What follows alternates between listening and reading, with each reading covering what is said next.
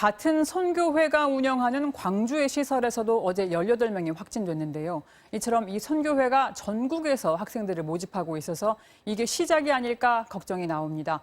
보통 확진자 수가 가장 적은 편인 월요일이지만 한 곳에서 이렇게 130명 가까이 쏟아지면서 이미 어제자 확진자 수를 넘어섰습니다.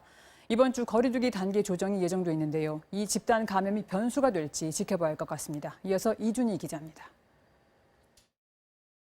TCS 입학 설명회라고 써 있는 안내문입니다. 날짜는 지난달 12일과 19일, 장소는 경남 양산의 한 교회라고 돼 있습니다. 같은 건물에서 어제 18명의 집단 감염이 일어난 광주 TCS 국제학교처럼 IM 선교회 소속의 비인가 교육시설인데 어제 127명이 무더기 확진된 대전의 IEM 국제학교 역시 IM 선교회 소속입니다. 저희 단체 안에 기관들이 있는데 IM 국제학교는요 수능 수시가 다 돼요. TCS는 미국 국제학교예요. 그래서 미국 과정을 가지고 유학을 갈 수 있도록 하는 학교. 공교롭게도 광주와 대전의 IM 선교회 소속 비인가 교육시설에서 같은 날 집단 감염이 일어났고 이들이 최근 경남 양산 등 곳곳에서 입학 설명회도 열어온 만큼 방역 당국으로선 긴장할 수밖에 없습니다.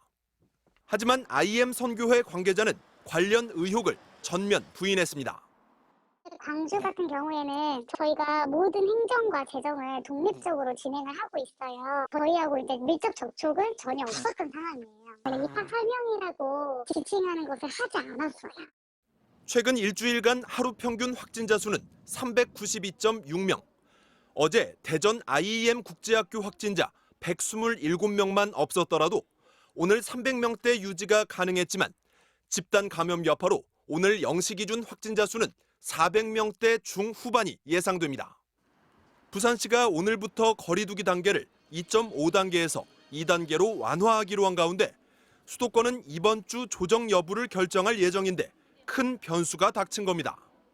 한편 정부는 유럽에서 백신 공급이 차질을 빚고 있는 것과 관련해 아스트라제네카의 1분기 국내 도입에는 변동이 없다며 오는 28일 백신 접종 계획을 발표하겠다고 밝혔습니다. MBC 뉴스 이준입니다.